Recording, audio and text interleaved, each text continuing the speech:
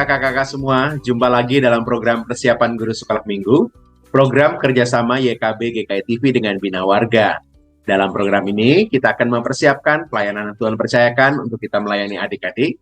Kita akan membahas bagian firman Tuhan dan juga menemukan ide penyampaiannya ke tiap kelas. Kita akan mengawali dalam doa. Mari kita berdoa. Kami sungguh bersyukur karena ada waktu untuk kami untuk mempersiapkan pelayanan kami. Kiranya Roh Kudus menolong setiap kami saat menggali firman Tuhan, menemukan ide-ide penyampaiannya di tiap kelas. Semua kiranya Engkau mengarahkan kami seperti apa yang Tuhan rindukan. Tuhan berkatilah agar seluruh persiapan kami ini boleh berjalan dengan baik. Kami siap dalam Yesus kami berdoa. Amin. Pada episode kali ini kita akan membahas bagian firman Tuhan dari Matius pasalnya yang ke-28 ayat 1 sampai dengan 10. Kita mau belajar dari kisah Tuhan Yesus yang bangkit.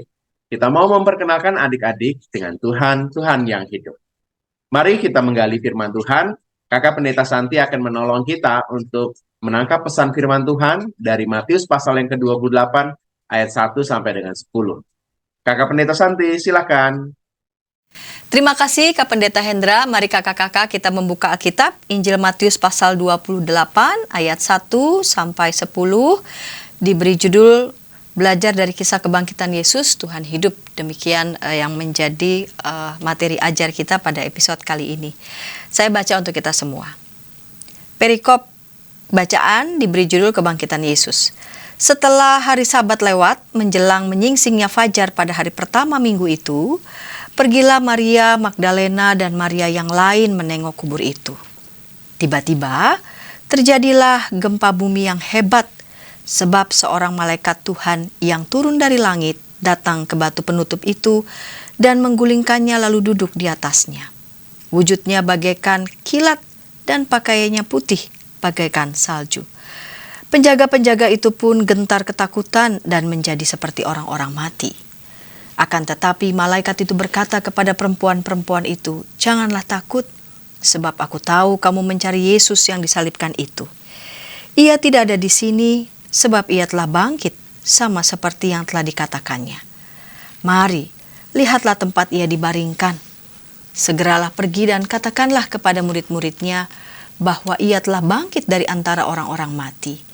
Ia mendahului kamu ke Galilea, di sana kamu akan melihat dia. Sesungguhnya aku telah mengatakannya kepadamu." Mereka segera pergi dari kubur itu dengan takut dan sukacita yang besar dan berlari cepat-cepat untuk memberitahukannya kepada murid-murid Yesus. Tiba-tiba Yesus menjumpai mereka dan berkata, "Salam bagimu." Mereka mendekatinya dan memeluk kakinya serta menyembahnya.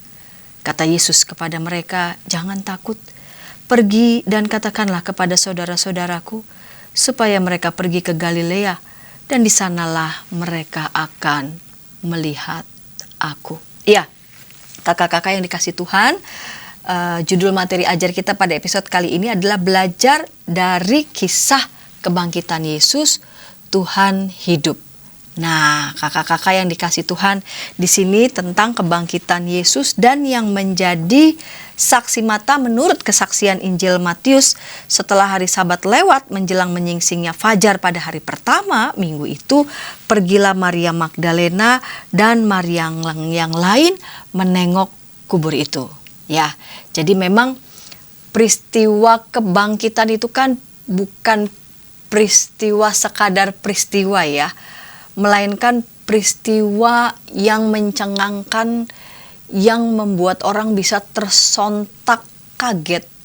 Karena itu kebenaran akan kebangkitan Yesus memang perlu saksi mata. Ya, perlu saksi mata, karena melalui saksi mata ini maka peristiwa kebenaran kebangkitan Yesus itu akan diberitakan terus ya, dimulai dari dengan pada murid-murid Yesus yang inti yang 12, lalu kemudian semakin luas dan semakin luas. Jadi dibutuhkan bukti yang kuat bahwa Yesus sungguh-sungguh bangkit, dan kebenaran akan peristiwa Yesus bangkit itu justru disaksikan oleh para perempuan yang menjadi pewarta pertama kebangkitan Yesus. Siapa saja? Menurut kesaksian Injil Matius 28 ayat 1 disebutkan ada nama Maria Magdalena dan Maria yang lain yang pergi ke kubur Yesus hari Sabat setelah hari Sabat lewat, setelah menjelang menyingsingnya fajar pada hari pertama minggu itu. Dalam kesaksian Markus 16 ayat 1 disebutkan ada Maria Magdalena, ada Maria ibu Yakobus dan Salome. Ya, mereka membeli rempah-rempah dan meminyaki kaki Yesus. Itu merupakan tradisi ya, tradisi mereka meminyaki, merempahi begitu ya, tubuh keluarga yang memang sudah meninggal dunia. Menurut kesaksian Lukas 24 ayat 10 disebutkan Maria Magdala, Yohana, Maria ibu Yakobus dan perempuan lain. Intinya adalah pewarta pertama, saksi pertama kebangkitan Yesus adalah para perempuan. Siapa mereka ini? Para perempuan inilah yang setia mengikuti Yesus, dimulai dari Galilea sampai ketika Yesus disalib. Bahkan ketika Yesus dimasukkan dalam kubur, mereka tetap setia ada di sana. Dan pagi-pagi benar, mereka jugalah yang datang ke kubur untuk meminyaki kaki Yesus. Itu semua sebagai bukti, sebagai tanda kesungguhan akan cinta mereka kepada Yesus. Bukti apa saja ya yang dilihat oleh mereka, yaitu ada kesaksian ya, terjadilah gempa bumi yang hebat sebab seorang malaikat Tuhan yang turun dari langit datang ke batu penutup itu dan menggulingkannya lalu duduk di atasnya. Jadi kesaksian mereka melihat langsung malaikat Tuhan turun dari langit menggulingkan batu yang menutup kubur Yesus. Sehingga para penjaga ya yang memang ditugaskan untuk menjaga kubur Yesus itu menjadi gentar, menjadi ketakutan. Ya, wujudnya bagaikan kilat dan pakaiannya putih bagaikan salju. Wah, itu bikin sontak kaget, bahkan para penjaga, para prajurit yang memang sudah dilatih begitu ya secara serius, itu saja sampai ketakutan, gentar ketakutan mereka pergi. Berarti sangat begitu sangat menakjubkan dan membuat mereka sampai sangat gentar ketakutan dan menjadi seperti orang-orang mati. Wah, bisa dibayangkan ya kakak-kakak betapa sangat menakutkan buat mereka peristiwa yang mereka lihat pada saat itu. Tetapi yang terjadi justru malaikat itu berkata kepada perempuan-perempuan itu agar mereka jangan takut, janganlah takut sebab aku tahu kamu mencari Yesus yang disalibkan itu. Ya, jadi ketika prajurit-prajurit itu lari gentar ketakutan sampai ya, ketakutan itu sampai seperti orang mati. Melainkan para perempuan ini dikatakan oleh malaikat Tuhan, jangan takut. Aku tahu ya bahwa engkau mencari Yesus yang disalibkan itu. Malaikat Tuhan mengatakan, ia tidak ada di sini. Ia tidak ada di sini. Sama seperti yang telah dikatakannya, mari lihatlah tempat ia dibaringkan. Ya, mari lihatlah tempat dia dibaringkan. Ya, jadi Yesus bangkit tidak ada dalam kubur karena memang dia sungguh bangkit dan dia sungguh hidup. Di ayat 8, mereka segera pergi dari kubur itu dengan takut dan sukacita yang besar. Beda dengan yang prajurit-prajurit tadi, gentar, ketakutan seperti ya wajahnya seperti menjadi seperti orang-orang mati, tapi para murid ini lari begitu ya, berlari cepat-cepat saking mereka bersukacita. Ya, mereka bersukacita lari cepat-cepat hendak memberitahukan ya apa yang sudah mereka lihat, apa yang sudah mereka dengar, ya, mereka lihat, mereka dengar dari malaikat itu. Mereka hendak lari menemui murid-murid Yesus untuk mengatakan kebenaran akan kebangkitan Tuhan Yesus. Dan di ayat 9 tiba-tiba Yesus menjumpai mereka dan berkata, "Salam bagimu." Mereka mendekatinya dan memeluk kakinya serta menyembahnya. Jadi pada saat murid-murid perempuan itu lari cepat-cepat saking sukacitanya ingin menemui murid-murid Yesus yang lain, Yesus justru menemui mereka mengatakan, "Salam bagimu, jangan takut." Berita tentang pernyataan jangan takut diulang lagi ya, ditegaskan lagi oleh Yesus. Pergi dan katakanlah kepada saudara-saudaraku, yaitu murid Tuhan yang lainnya, supaya mereka ke Galilea dan di sanalah mereka akan melihat aku. Ya, kakak-kakak yang dikasih Tuhan, mereka menjadi saksi pertama dan pewarta. Sebab mereka sendiri yang diberikan kepercayaan, tugas oleh Tuhan Yesus untuk mendatangi, menjumpai murid-murid Tuhan Yesus yang lain, mengabarkan kabar baik ini kepada murid-murid yang lainnya. Baik kakak-kakak, dari sini kita melihat tujuan di setiap kelas. Anak mengetahui kisah kebangkitan Yesus, ya. Lalu anak mampu berkata Tuhan Yesus adalah Allah yang hidup. Ia sungguh bangkit, ia sungguh hidup. Kelas kecil dan kelas besar tujuannya anak mengetahui bahwa Yesus adalah Allah yang hidup dan anak percaya akan kebangkitan Yesus. Demikian Kak Pendeta Hendra. Terima kasih Kak Santi sudah menolong kita untuk menangkap pesan firman Tuhan. Kita akan bersama-sama menemukan ide penyampaiannya di tiap kelas. Kita akan mengikuti kelas demi kelas, tapi sebelumnya mari kita ikuti dulu beberapa informasi berikut. Pembangunan jemaat setiap Senin di minggu kedua dan keempat pukul 20 waktu Indonesia Barat. Dapat Anda nikmati di channel YKB TV.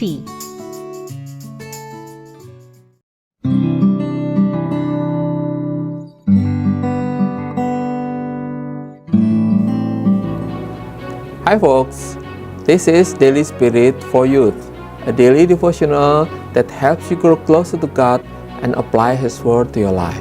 Daily Spirit for Youth dapat Anda saksikan hari Senin sampai Sabtu, pukul 4.30 waktu Indonesia Barat, di channel YKB TV.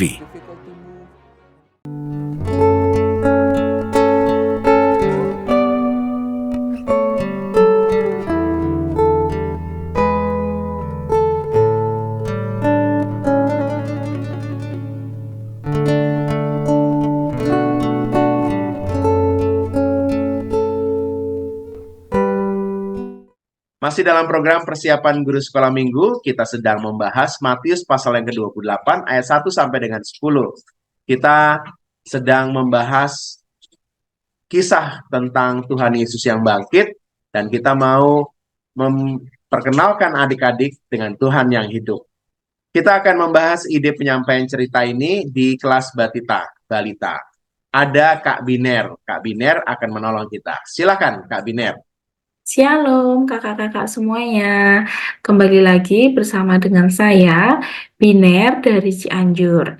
Di sini saya akan berbagi dengan kakak-kakak yang mengajar di kelas Balita. Nah, pada saat ini kita akan sama-sama mengajari atau menceritakan cerita firman Tuhan, di mana berjudul belajar dari kisah Tuhan Yesus bangkit, Tuhan yang hidup. Diambil dari Matius 28 ayat 1 sampai 18. Dengan tujuan pembelajaran di kelas Balita, anak mengetahui kisah kebangkitan Yesus dan anak mampu berkata Tuhan Yesus adalah Allah yang hidup. Kakak-kakak, di sini pembacaan Alkitabnya saya memberikan beberapa saran. Yang pertama yaitu adanya pemutaran video tentang kebangkitan Tuhan Yesus. Saya rasa di YouTube sudah banyak sekali bagaimana kebangkitan Tuhan Yesus itu, baik melalui animasi ataupun tidak animasi. Lalu memperagakan ulang ekspresi dari setiap tokoh Alkitab. Di Matius 28 itu pasti tentunya ada beberapa tokoh Alkitab. Nah, itu kakak-kakak bisa memperagakan ulang dengan memberikan ekspresi yang ada. Ekspresi takut ketika malaikat Tuhan datang, ekspresi sedih ketika para perempuan tidak melihat mayat Tuhan Yesus, dan lain sebagainya. Atau jika di dalam kelas itu ada pendamping, maka minta tolong si pendamping itu untuk membacakan sambil nanti kakak-kakak menceritakan kepada adik-adik di kelas Balita. Atau juga meminta partisipasi orang tua atau pengantar untuk membacakan ayat tersebut secara bergantian. Tentu ini hampir mirip dengan meminta pendamping untuk membacakan ayat Alkitab tersebut. Ataupun juga dapat menggunakan alat peraga seperti yang ada di dalam buku aktivitas di bulan Maret. Nah, untuk pembacaan ayat ini, kakak-kakak bisa melihat dari Google ada banyak sekali animasi-animasi. Ini contohnya yang pertama. Nah, ketika kakak-kakak membacakan atau pendamping atau orang tua membacakan, kakak-kakak bisa menampilkan gambar-gambar ini di PowerPoint atau di layar seperti itu supaya anak-anak bisa tergambar begitu di dalam imajinasi mereka. Nah, ini ketika kubur Yesus tidak ada dan lain sebagainya. Nah, atau ini alat peraga yang disarankan oleh sekolah minggu. Nanti kakak-kakak bisa mencetak gambar kubur Yesus yang sudah kosong, yang ada ulungan maksudnya ada batu ini. Nah, lalu kakak-kakak juga bisa memotong tokoh-tokoh yang ada di sini. Nah, bisa diceritakan kepada adik-adik secara lebih jelas. Nah, seperti itu kakak-kakak untuk pembacaan Alkitab yang saya sarankan. Lalu, ajak anak untuk berkata, Tuhan Yesus adalah Allah yang hidup.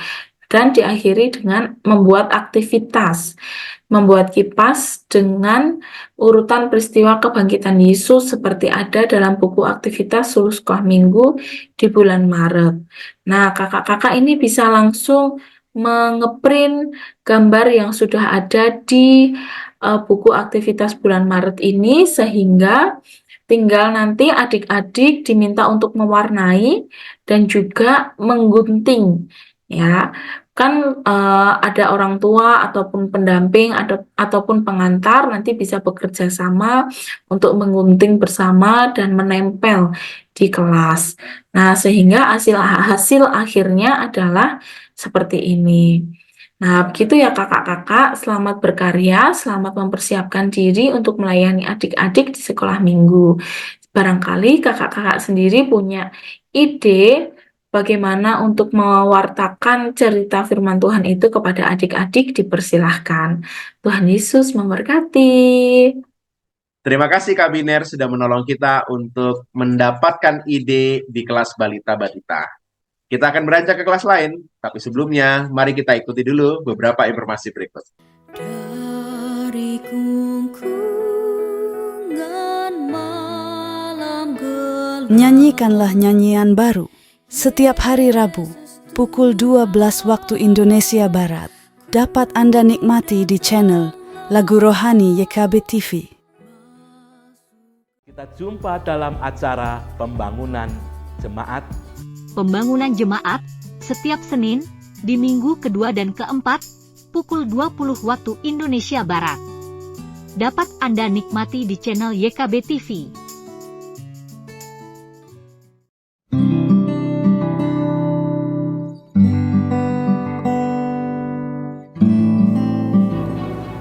Hi folks, this is Daily Spirit for Youth, a daily devotional that helps you grow closer to God and apply His Word to your life.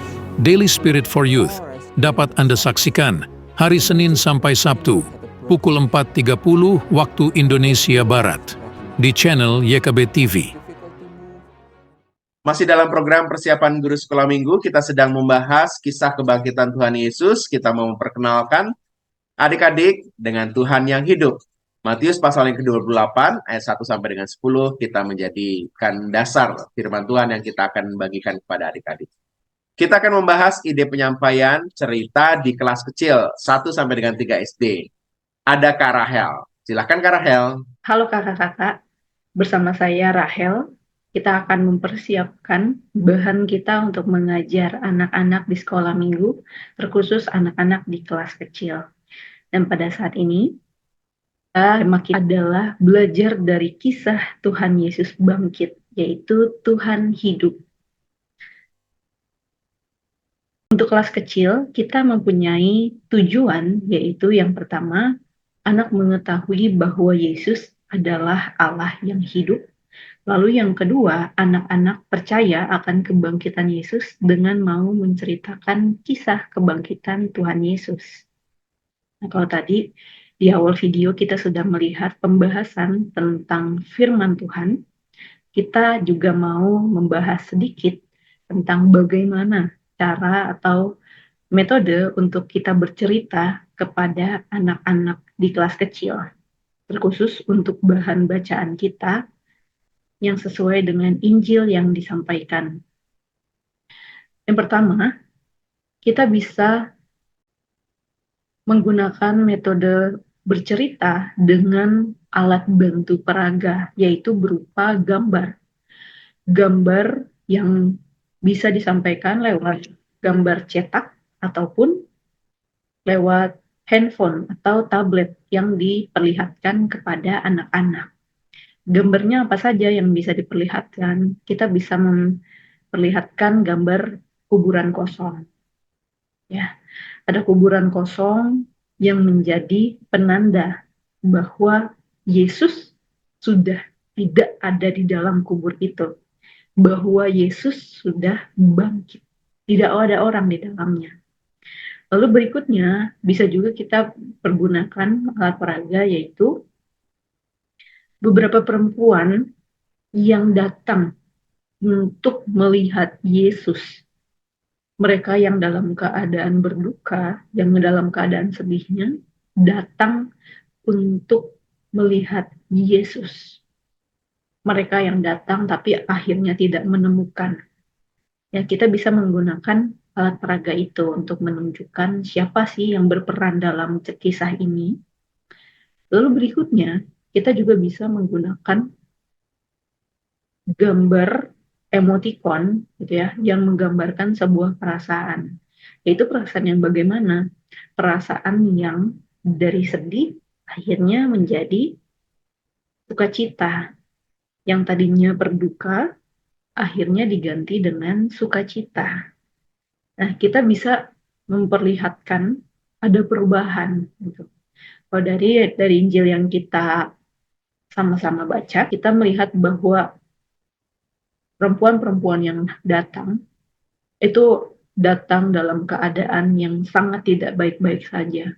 Mereka kehilangan, mereka berduka gitu. Mereka mau melepaskan kerinduannya untuk melihat Yesus. Dan dalam keadaan yang demikian, mereka berduka, lalu mereka bertemu dengan malaikat. Lalu mereka akhirnya melihat sesuatu yang sebenarnya sangat tidak mungkin di akal manusia begitu. Tapi itu menjawab kerinduan mereka bahwa ternyata sosok yang selama ini mereka lihat, sosok yang selama ini mereka kasihi, itu hidup, tidak mati. Sosok yang begitu mereka rindukan dalam kedukaannya, itu bangkit.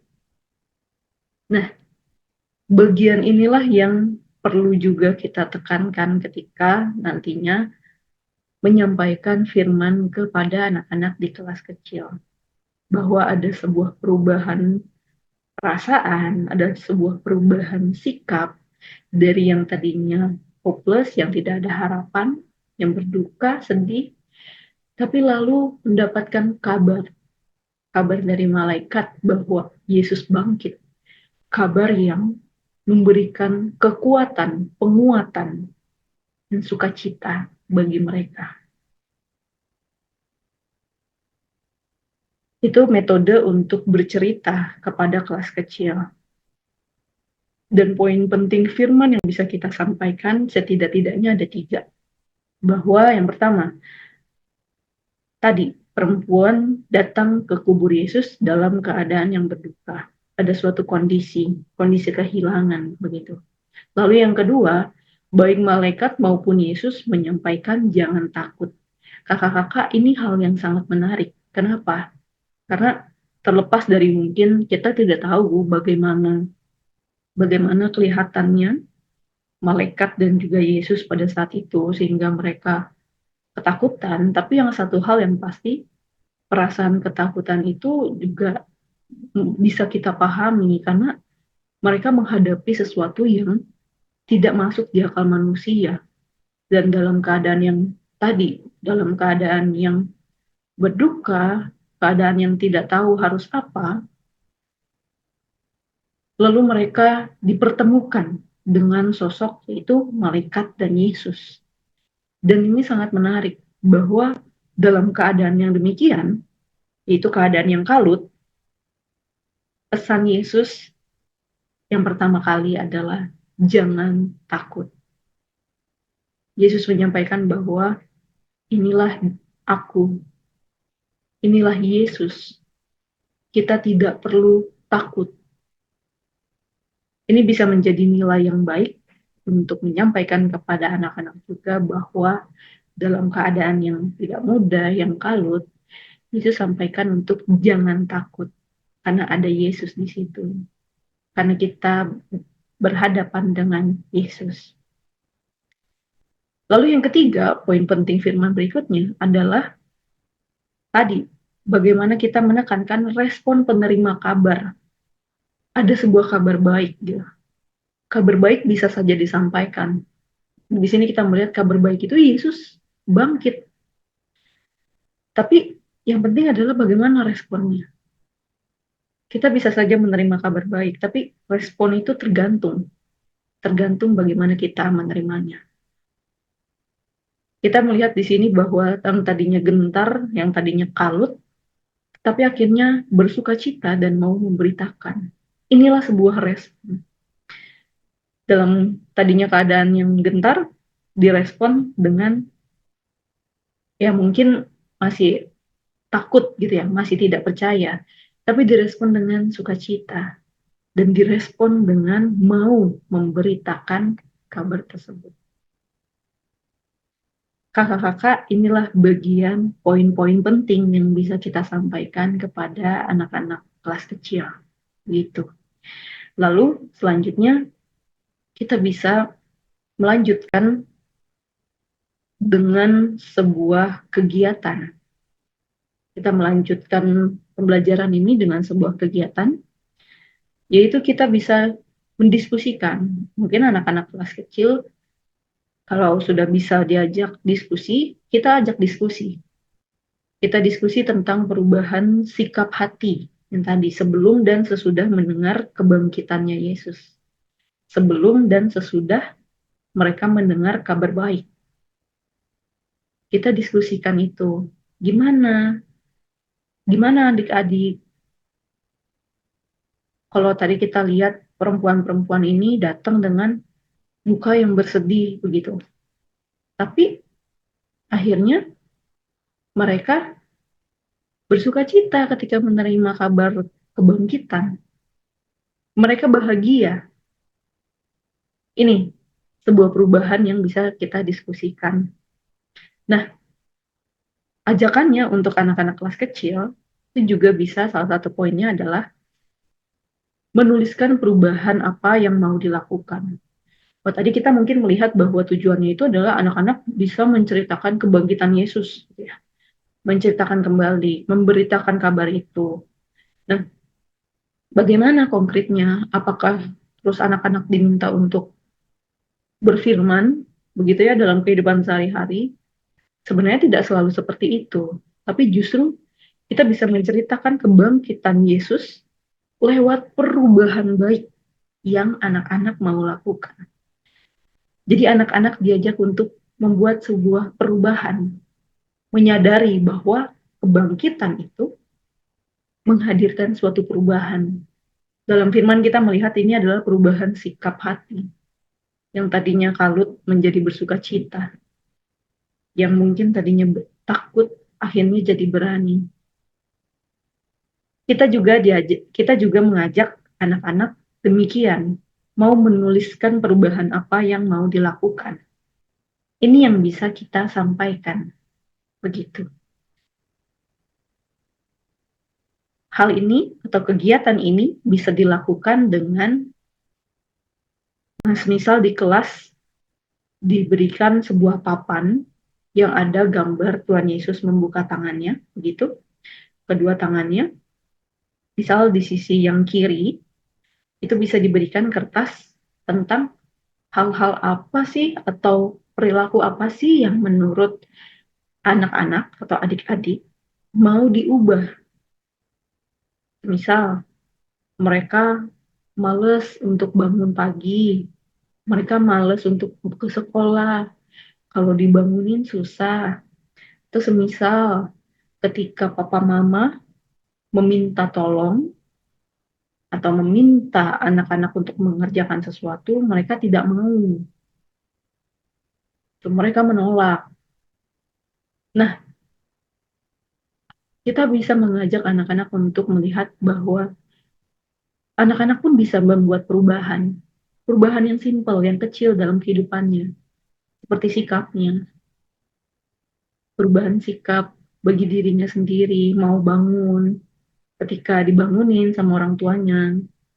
Lalu yang kedua, mau untuk mendengarkan, mau untuk taat kepada orang tua.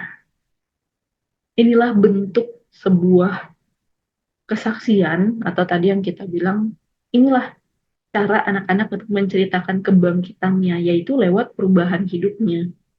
Kalau mungkin dulu masih anak-anak suka iseng ke temennya, begitu ya.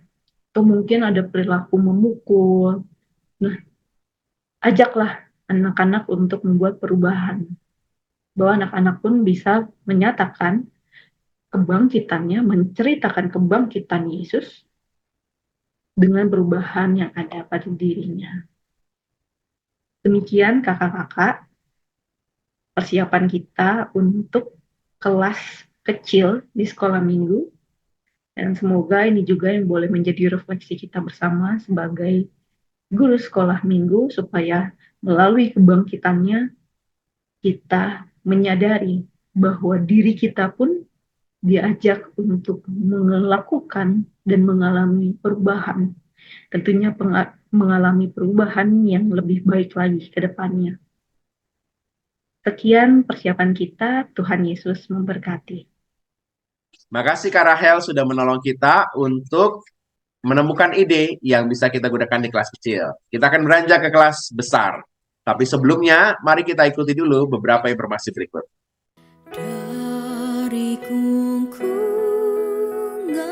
malam gelap, Nyanyikanlah nyanyian baru setiap hari Rabu pukul 12 waktu Indonesia Barat. Dapat Anda nikmati di channel Lagu Rohani YKB TV. Kita jumpa dalam acara pembangunan jemaat. Pembangunan jemaat setiap Senin di minggu kedua dan keempat pukul 20 waktu Indonesia Barat. Dapat Anda nikmati di channel YKB TV.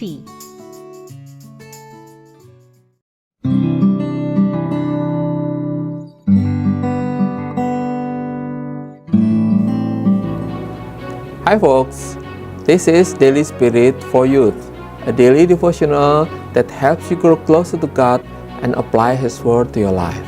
Daily Spirit for Youth dapat Anda saksikan hari Senin sampai Sabtu pukul 4.30 waktu Indonesia Barat di channel YKB TV. Masih dalam program persiapan guru sekolah minggu, kita sedang membahas kisah kebangkitan Tuhan Yesus. Kita mau memperkenalkan adik-adik dengan Tuhan yang hidup. Matius 28 ayat 1 sampai dengan 10 menjadi dasar firman Tuhan yang kita gunakan. Kita akan membahas ide penyampaian di kelas besar, kelas 4 sampai dengan 6 SD. Ada Kak Stefani, Kakak Pendeta Stefani akan menolong kita. Silakan Kak Fani. Halo kakak, kita berjumpa lagi dalam persiapan kita bersama dalam pelayanan kita di Komisi Anak. Nah, pada saat ini kita boleh mempersiapkan bersama-sama bahan ajaran kita dari bacaan kita di Matius pasal 28 ayat 1 sampai ayat yang ke-10 dengan tema Tuhan hidup. Nah, kakak-kakak kita juga perlu melihat dalam tujuan pembelajaran terutama di kelas besar. Ada dua tujuan yang perlu kita pahami dan juga perdalam sehingga kita dapat menyampaikannya terutama kepada anak-anak dalam pembelajaran di kelas kita masing-masing. Nah, untuk tujuannya ada dua. Yang pertama, anak mengetahui bahwa Yesus adalah Allah yang hidup.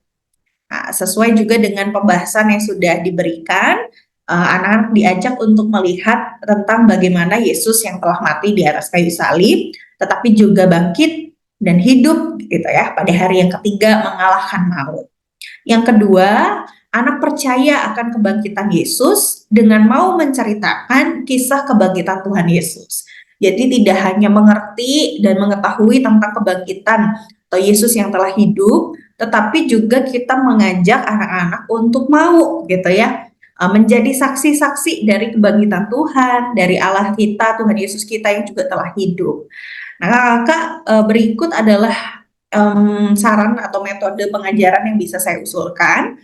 Yang pertama, Kakak dapat memberikan sebuah pertanyaan kepada adik-adik kita, kepada anak-anak kita tentang apa sih yang menjadi ketakutan mereka gitu ya.